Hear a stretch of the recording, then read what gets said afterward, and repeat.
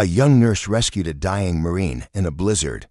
24 hours later, 3 helicopters landed outside her home. It was a calm Friday evening when Alana Brooks clocked out from the local town hospital. The snow had been falling all day, but now it was relentless, thick, blinding, and fast. She tightened her coat and stepped out of the hospital and walked carefully through the deserted streets.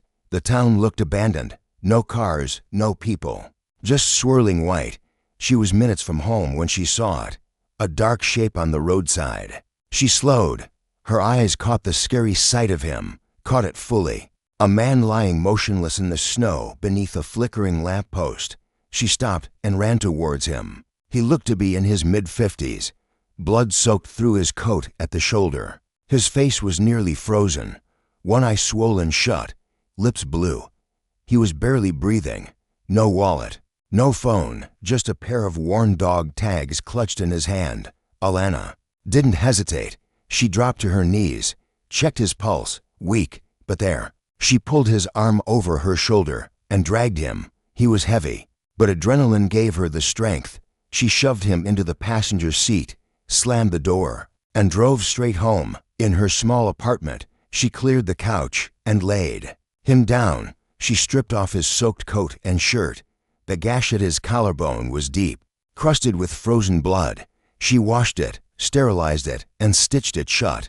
She wrapped his shoulder tightly and covered him in blankets. Then she turned up the heat. He shivered violently for an hour before finally settling into a restless sleep. Alana watched him from the armchair, her hands still trembling. She had no idea who he was or how he ended up bleeding in the snow, but something about him felt military. She reached down, picked up the tags, and read the name aloud. Kane, Elijah J. The name stopped her cold. She opened her laptop and typed it in. Articles appeared instantly. Sergeant Elijah Kane, a Marine sniper, decorated, missing for weeks, last seen leaving AVA clinic out west. Rumors suggested PTSD, breakdown, disappearance. No one had seen him since, until now. She looked back at him. The man on her couch was that Marine. Hours passed. He stirred once or twice, but didn't speak. She kept checking his vitals, applying heat packs, monitoring his breathing. Round midnight, he coughed and opened one eye. "You're safe," she told him. He tried to sit up, but winced. "Where am I? My home," she said. "You were half dead in the snow." He didn't answer, just stared at the ceiling, jaw clenched. "What happened?" she asked softly. He didn't speak again. He turned his head away. She let it go for now. The next morning, the storm had passed. Light poured in through the frost-covered windows. The world outside was white and silent. Inside, Alana reheated some soup and brought it to him. He didn't speak, but accepted it with a nod. He ate slowly, wincing with each movement. "You should be in a hospital," she said.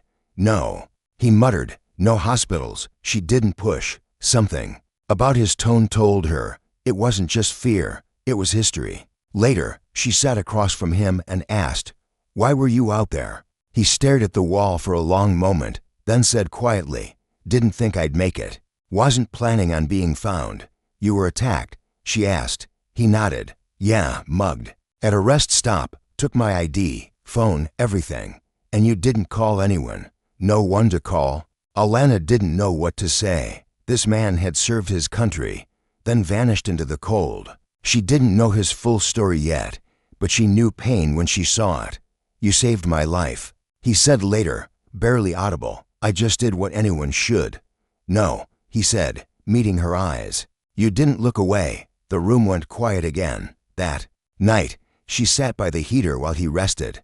Snow had begun falling lightly again outside. She checked his bandage, cleaned the wound again, and gave him a mild pain reliever. She didn't ask more questions. She just stayed nearby, listening to the quiet rhythm of his breathing. He didn't talk much over the next several hours, but she could see something changing in him. The tension in his body softened slightly. The weariness in his eyes began to fade. He was still guarded, still carrying things she couldn't see. But he was alive, and slowly he was healing. Just before dawn, he sat up on the couch, looked at her, and said, "Thank you." She nodded. "Get some rest." He laid back down. Within minutes, he was asleep again, outside. The town remained buried under snow, inside. A stranger rescued from the edge of death lay wrapped in blankets, washed over by a nurse who had no idea what the next 24 hours would bring. She didn't know that helicopters would soon descend on her front yard, that the quiet, broken man on her couch was more than a name on a dog tag, that everything, her job, her life, her name was about to be thrust into national headlines. But for now, there was just silence, warmth, and breath. She had done what she could, and she would do it again. The wind had calmed, but the snow remained. It blanketed the neighborhood in silence. Alana Brooks stood in her living room. The quiet ticking of the wall clock the only sound as she stirred a pot of soup on the stove.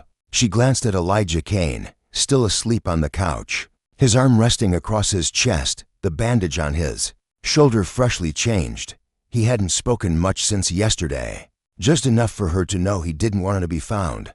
The sun dipped lower in the sky, casting a soft orange light through her frosted windows. The storm had left the world quiet, but the silence felt uneasy now, like something was building. Then it came, 3 sharp knocks, not frantic, not polite, firm. Alana froze.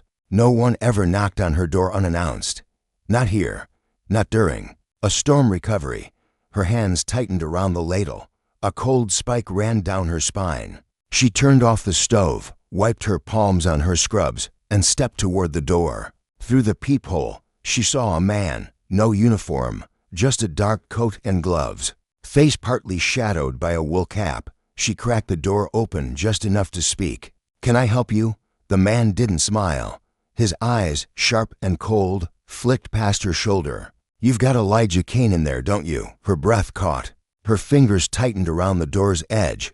"Who are you?" she asked, voice firm. "That doesn't matter," he said. "He's being looked for, by people who care and people who don't." Alana stepped back but didn't close the door. "What do you mean?" The man didn't answer. Instead, he pulled a sealed envelope from his coat pocket and held it out. "Give this to him," he said. "He'll understand." Before she could respond, he stepped off the porch, boots crunching in the snow, and vanished down the street without another word. No car, no trail, just gone. Alana stood frozen in the doorway, the envelope gripped in her hand, heart pounding. Every instinct screamed that something wasn't right. She shut the door quickly and turned the deadbolt. When she turned around, Elijah was no longer on the couch. She rushed into the living room and found him standing at the window, staring out, hunched slightly but alert. His eyes were locked on the direction the man had gone. He didn't turn when she entered. "Who was that?" he asked. Alana held up the envelope. "He said he was looking for you."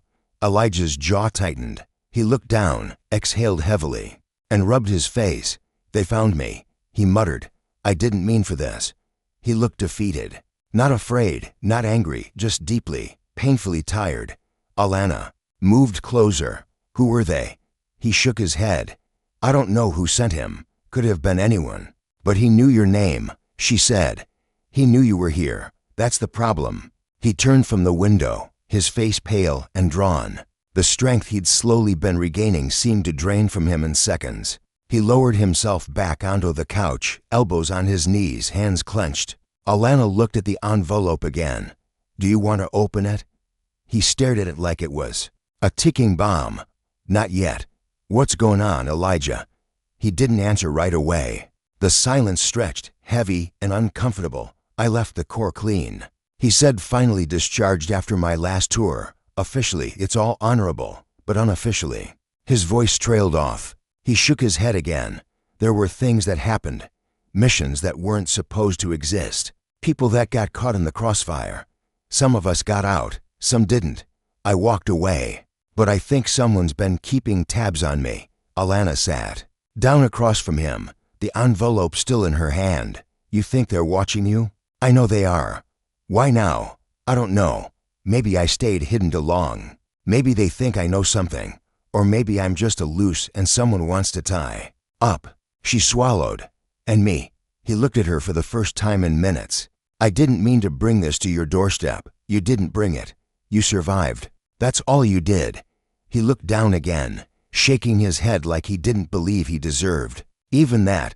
Alana stood and walked over to her small bookshelf. She pulled out a blank notepad and laid it on the table beside him. If anything happens, if someone else shows up, I need names. Anything that can help me help you. Elijah looked up. You shouldn't be involved. You didn't ask me to be. I'm here because I chose to be. He didn't argue. He simply nodded. Outside, the light faded, casting long shadows through the room. The snow had stopped falling, but the weight of it still pressed against the windows. Inside, the silence returned, but it wasn't the same as before. Now, it carried tension, a shift, a warning. Elijah leaned back into the couch, holding the envelope in both hands, but not opening it. Alana sat quietly nearby, watching him, waiting for whatever came next. She didn't know what was inside that letter. She didn't know who the man on the porch truly was or how deep his secrets ran. But she knew one thing for certain. Everything had changed the moment that knock came. And there was no going back. Not for either of them. The morning was unnaturally still. The kind of stillness that didn't feel like peace, but warning. Alana Brooks stood on her front porch, cradling a warm cup of tea between her palms. The storm had passed, leaving a white hush across the sleepy New Hampshire town. Trees stood stiff under coats of ice. The roads were empty.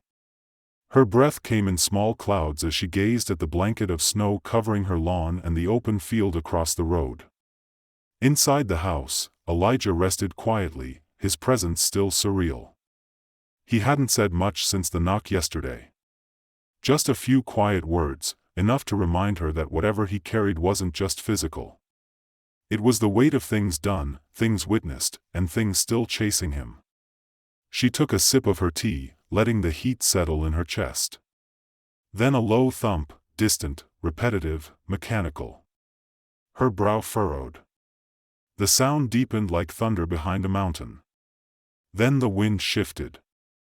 The trees trembled. And from beyond the ridge, something emerged. Huge, dark, and moving fast. Her eyes widened. The tea slipped from her hands and crashed onto the porch, shattering, forgotten. 3 massive military helicopters sliced through the sky and began to descend into the open field across the street. The ground vibrated under her feet. Snow exploded outward from the rotors in sharp gusts, swirling like white fire. Alana stood frozen. The blades roared as the choppers hovered, then slowly dropped into place, kicking up snow in violent bursts. Her coat whipped behind her. Her hair blew wild around her shoulders. Across the street, neighbors' curtains fluttered open. Faces appeared behind windows. No one spoke. No one moved. The helicopters touched down with bone-deep finality. One of them opened. From the belly of the aircraft, soldiers poured out in synchronized formation, dressed in camouflage gear, their boots crunching into the frozen ground in perfect rhythm. There was nothing casual about them. This wasn't a visit. This was a declaration. And then he stepped forward. A man in full military dress uniform, cap tucked tight, boots polished, eyes locked ahead. He walked toward her porch with a calm that didn't need permission. Behind him, soldiers stood in formation, unmoving. The other helicopters remained sealed, still roaring. Alana's heart thundered in her chest. The man stopped at the edge of her walkway and looked up at her. His voice was crisp, strong, direct. "Where is the nurse who saved Sergeant Elijah Kane?" Her mouth went dry. For a second, she didn't believe this was real. It felt like a dream, or worse, like one of those surreal moments where life became something else entirely. But she stepped down slowly, carefully, her boots crunching in the snow. The cold didn't register anymore. "I'm her," she said, voice barely more than a whisper. The man's expression softened just enough to show humanity beneath the metals. He straightened his posture and brought his hand to his brow. He saluted. "You've done this nation a great service," he said. "And we don't forget our own." The words hit like a wave. Before she could respond, movement caught her eye behind the officer. A second figure emerged from the crowd. He wasn't wearing full gear. No rifle, no helmet, just a coat and calm steps. Elijah came cleaned up, upright, strong. He walked slowly, but with the kind of deliberate grace that only comes from training and recovery. The shadows beneath his eyes were lighter, his skin less pale. The bandages beneath his shirt still did their work, but he no longer looked like a man on the brink of vanishing. Alana blinked, lips parting as she took in the sight of him. He looked alive. Elijah met her gaze. Something passed between them, silent, but unmistakable. Gratitude, recognition, maybe even something deeper, unspoken, but real. She took another step forward, unsure if she was walking or floating. All around them, the world held still. No reporters, no sirens, just soldiers standing in respect, neighbors watching in awe, and two people who had collided by chance in the dead of winter and come out the other side changed. Alana exhaled slowly. It felt like the sky itself had opened to pour this moment over her life. She hadn't asked for it, hadn't seen it coming, but now it stood in front of her, dressed in metals and silence and surrounded by wind and snow. This wasn't about fame. It wasn't even about heroism. It was something deeper. Acknowledgement. A gesture from a country that rarely said thank you. A gesture from a man who owed her more than words could carry. And in that moment, as the cold nipped at her cheeks and snow clung to her lashes, Alana Brooks knew something had shifted forever. The woman who had once gone quietly through her shifts, caring for strangers and disappearing into the dark alone, now stood in front of a wall of uniformed soldiers with the nation's gratitude wrapped around her like a cloak. She didn't speak again. She didn't need to. The moment said everything. She had never been to Washington, D.C. before. Not for a school trip, not for sightseeing, and certainly not for anything like this. Alana Brooks stared at her own reflection in the tall mirror of the Pentagon's east hallway, hardly recognizing herself. The navy blue dress fit her well, simple, modest, borrowed from a friend at work. Her hair was swept into a neat twist. The low black heels pinched slightly, but she didn't complain. She hadn't been invited here for comfort. She was here because of what she'd done and because of who she'd saved. The air in the ceremonial room was warm, perfumed with fresh flowers and heavy with the quiet murmur of important people waiting for something to begin. Alana's palms felt damp. Her stomach knotted. She had no idea what to do with her hands. She clasped them in front of her, then behind, then folded her arms until she realized it made her look defensive. She wasn't nervous because of the cameras or the crowd or the sharp glint of metals on the officers seated across from her. She was nervous because this wasn't her world. It was Elijah's. It was uniforms, citations, standing ovations. She had spent her life in hospital corridors under fluorescent lights, tending to wounds and holding hands as people slipped away. This room, this attention, this formality was foreign. And yet here she was. "Just breathe," a soft voice said beside her. Alana turned. Elijah stood to her left, dressed in full military blues, clean-shaven, proud, the bruise beneath his eye had faded. His gait was steady. He looked like a man who had come through fire and was standing in its light. "You okay?" he asked, eyes gentle. She nodded, barely able to speak. "This feels like someone else's life." "No," he said. "This is exactly yours." Before she could reply, a soft chime rang out, and the murmurs in the room died down. A side door opened. A tall man in full uniform stepped through. His chest was lined with ribbons. His posture was rigid. Every head in the room turned toward him with silent respect. The General. Alana's heart skipped. He approached the podium at the front of the room, standing behind a seal that bore the eagle and stars of the Department of Defense. The gold light caught on his shoulders as he adjusted the microphone. "Ladies and gentlemen," he began, his voice smooth and commanding. "Thank you for being here today. This is not a common gathering. We are not assembled to honor an operation or to promote rank or to commend service." Elijah stood tall, his gaze fixed forward, face unreadable, but eyes wet. The general's voice softened as he looked directly at her. "Alana Brooks, please step forward." The room went silent. Alana felt the heat rise in her cheeks. Her hands trembled slightly as she stepped toward the stage. The general met her at the top of the small steps and extended a hand. She took it, her fingers cold against his. For an act of selfless service, compassion, and courage under uncertainty, he said loud and clear, "We thank you." He turned, picked up a small box from the table behind him, opened it, and held it up. Inside rested a medal, polished, framed in velvet. He placed it in her hands. The room erupted in applause. Flashes popped from cameras along the side aisles. Some officers stood, others nodded. A few civilians wiped at their eyes. Alana looked down at the medal, stunned. She hadn't done it for this. She never imagined there would even be of this. She turned slightly and saw Elijah. He sat in the front row, upright and still, but his eyes told the story.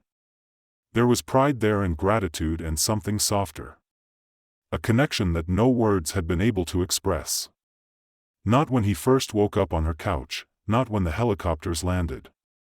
Not even in the hours after the knock on her door. It was there now in his gaze, and she understood it. The general extended a sealed folder toward her, a citation, official and crisp. She accepted it and stepped down slowly as the applause softened. The general reached into his pocket and placed a small item on the table beside her bed. It was a coin, smooth, heavy, engraved with an eagle and shield. She didn't recognize it, but he nodded toward it. "Only a few people in the country carry one of those," he said. "It's not for service. It's for sacrifice." Jennifer stared at the coin, but said nothing. Then, with one last glance at his children, he stepped back. He didn't say goodbye. He simply nodded once and left the room. The mother lingered a moment longer, wiping her eyes and brushing Jala's hair behind her ear. Then, she gathered the children gently, whispering, "Let's let her rest." Jala squeezed Jennifer's hand before sliding off the bed. Jaden hesitated at the doorway and looked back. "Thank you," he said. And then they were gone. Jennifer leaned back slowly, her muscles screaming again. But this time, her breath came easier. She looked down at the coin in her hand, then out the window where morning light crept in, warm and golden. She hadn't asked for any of this. She hadn't planned to be brave, but somehow in a moment when it counted, she became the person those children needed most. And deep down, something told her this wasn't over. Not yet. Jennifer Combs sat alone on the edge of her small sofa, surrounded by silence that felt both welcome and overwhelming. The past 24 hours had moved like a blur. Flashing lights, blurred faces, and questions she wasn't ready to answer. She had returned home with the help of a fellow nurse who dropped her off quietly at her door, away from the cameras circling the hospital like vultures. She hadn't told anyone where she lived, but somehow they found her anyway. Her phone buzzed non-stop. First came the calls. Local news stations, morning talk shows, even a podcast she'd never heard of. Then came the texts. Strangers from other cities, even other states, sent messages of admiration, gratitude, awe. Some called her a hero. Others simply said, "Thank you." She read a few, deleted many. She wasn't ready. Jennifer stared at the chipped edge of her coffee table. Her blistered hands bandaged but trembling slightly. She had saved lives, yes, but she still hadn't processed what that meant. Her body was still sore, her lungs still burned. Sleep came in short broken spells. And with each waking moment, The weight of what had happened pressed on her chest in a way no one else could feel. The noise outside her window was steady. Distant traffic, the occasional honk, footsteps in the hallway. But then came something different. A knock. Not frantic, not impatient, firm, intentional. Jennifer's heart thudded once hard. She stood slowly, her muscles still tender from the smoke and strain. She crossed the room and opened the door just enough to see what waited on the other side. Parked just outside her building was a sleek black SUV, tinted windows, engine humming. In front of it stood a man in a formal uniform. His posture was straight, shoes polished to a mirror shine. He didn't look like a reporter. He wasn't holding a mic or a camera, just a small envelope sealed in his left hand. "Miss Culbles?" he asked, his tone respectful. She nodded, unsure whether to speak. "I've been asked to deliver this to you directly," he said. He stepped forward and handed her the envelope, then stepped back. Jennifer looked down. The paper was thick, high quality, the kind you couldn't buy in an ordinary store. Embossed in gold at the corner was the unmistakable emblem of the Pentagon. She stared at it for a second too long. The man gave a slight nod. "We're on standby, ma'am. When you're ready." He turned and opened the back door of the SUV, then waited silently. Jennifer closed the apartment door gently, walked back to her sofa, and sat down again. Her fingers hesitated at the seal. She wasn't sure she wanted to open it, not because she feared the contents, but because it made everything real. What had happened wasn't just a personal moment anymore. It was now something bigger than her. With a deep breath, she broke the seal and pulled out the letter. Her eyes scanned the text slowly, carefully. "You are hereby invited to Washington, D.C. The Department of Defense, on behalf of the United States government, wishes to formally recognize your act of valor. Transportation is arranged, no response necessary. We look forward to honoring your courage." There was no signature, just the seal, and beneath it, a single line. "You didn't just save 2 children. You changed the course of something far greater." Jennifer set the letter down and stared at the wall. Was this really happening? She had gone to work just like any other day. She had clocked out, ready to return home to frozen dinners and quiet nights. Then everything changed. And now they wanted her in Washington. For a moment, she wondered if she deserved it. She hadn't acted for glory. She had seen 2 children in danger and couldn't walk away. That was it. She hadn't thought. She hadn't planned. She had simply moved. But maybe that was the point. 10 minutes later, dressed in the only decent outfit she owned that wasn't scrubs, she stepped outside. The man in uniform opened the SUV door without a word. She climbed in, her breath caught somewhere between fear and disbelief. As the SUV rolled away from the curb, her phone lit up again with new messages. She turned it face down on the seat beside her. Outside, the city passed in quiet blur. Her life, the one she had lived in the background, unnoticed, was now shifting into something else entirely, something larger, something permanent. Jennifer leaned back in the leather seat, eyes fixed on the horizon, and exhaled slowly. She hadn't just saved 2 children. She had opened a door she never saw coming. And somewhere ahead, Washington waited. Jennifer Combs stood still, her hands clasped in front of her, trying not to tremble. The polished shoes she wore weren't hers. Neither was the soft navy blue dress that hugged her modestly, borrowed last minute from a neighbor after she realized she had nothing remotely appropriate for an event like this. Her hair had been pulled into a simple bun. Her bandages were gone now, but the healing scars on her palms reminded her that this moment, however surreal, was very, very real.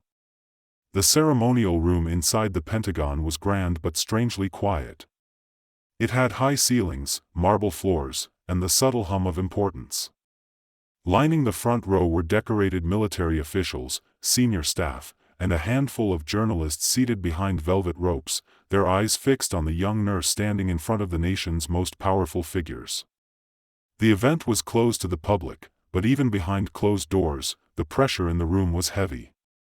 Jennifer could feel every gaze like a weight pressing down on her. Her name had been mentioned in news cycles across the country. Nurse pulls twins from Texas nurse invited to Pentagon for national honor. But here in this room, those headlines didn't seem to matter. Here, she was simply herself, Jennifer. A nurse. A woman who had been at the right place at the right time and who did the only thing her heart told her to do. A gentle voice at the podium called her name again. "Miss Jennifer Combs, please step forward." She walked slowly, every step echoing beneath her. The lights weren't blinding, but they were sharp enough to catch the sheen of her dress, the glow on her face, and the emotion rising in her eyes. Then the general stepped out. He wore a full-dress uniform, each badge and ribbon in perfect place, every crease sharp enough to slice through silence. His face was unreadable. He hadn't spoken a word to her since that morning in the hospital when he'd said she was now part of his family. Since then, all communication had come through formal letters and quiet arrangements. But now he moved toward her, pausing just a few feet away. And then, to Jennifer's utter disbelief, he knelt. Gasps echoed through the room. Even the reporters, trained to remain neutral, shifted in their seats. The general, one of the highest-ranking officers in the country, knelt before a young nurse in a borrowed dress. "Those twins you saved," he said, voice thick. "They're mine." The room fell silent. Jennifer couldn't breathe. Her mouth parted slightly, but nothing came out. It was as if the truth had struck her like a thunderclap. She'd known the children meant something to him. She'd heard whispers in the hospital, seen the way staff reacted when his name appeared on the visitor list. But she didn't know. Not until now. "I owe you more than words can say," he continued. "You didn't just save lives. You saved the core of my world." Jennifer's knees buckled slightly, but she held her ground. Her hands trembled. Her heart raced. The man before her, whose rank made others stand at attention, looked up at her, not with command, but with pure human gratitude. Then he stood, and applause erupted. It wasn't polite or restrained. It was thunderous. Hands clapped. People rose from their chairs.